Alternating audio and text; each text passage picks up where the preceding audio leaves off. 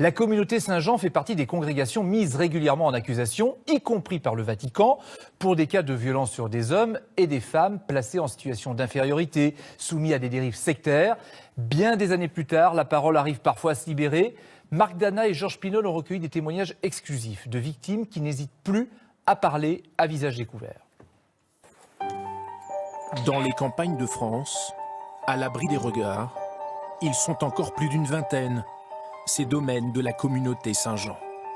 Ils forment de futurs religieux ou accueillent de jeunes croyants pour de longues retraites.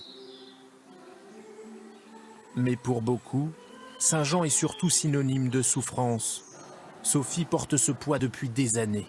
Toujours croyante, elle nous rencontre dans une église.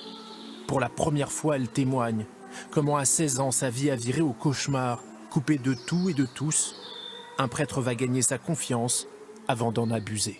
Il me disait je suis avec toi, aie confiance, tu vas trouver le chemin de la foi. Et voilà, c'est lui qui a abusé de moi une fois que j'ai eu 18 ans. Quand Sophie a fini par porter plainte, les faits étaient prescrits. Mais le sentiment de trahison est toujours là.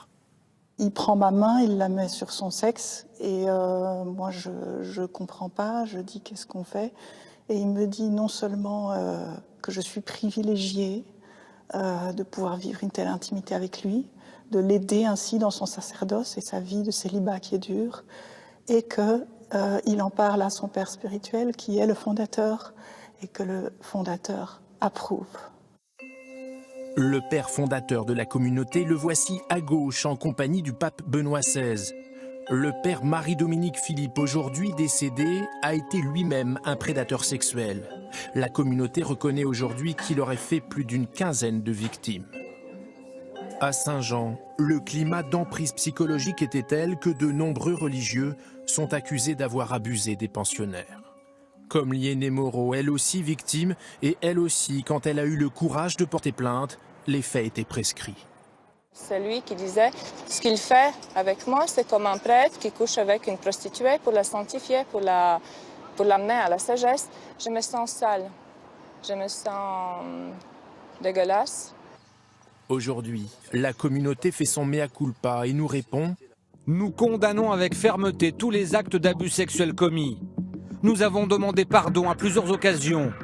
Nous avons mis en place une commission pour recueillir d'éventuels témoignages de victimes. » La communauté Saint-Jean, décrite comme la communauté de l'horreur par des victimes bien plus nombreuses encore. Le père Gabriel en est toujours membre, mais il accepte de raconter d'autres témoignages qui mettent en cause ses propres frères.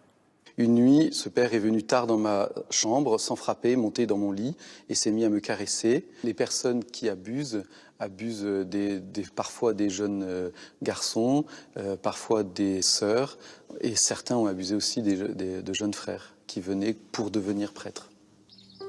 La justice n'a jamais mené d'enquête complète sur les agissements à l'intérieur de la communauté. Partout en France, les frères de Saint-Jean continuent d'accueillir des dizaines de pensionnaires chaque année.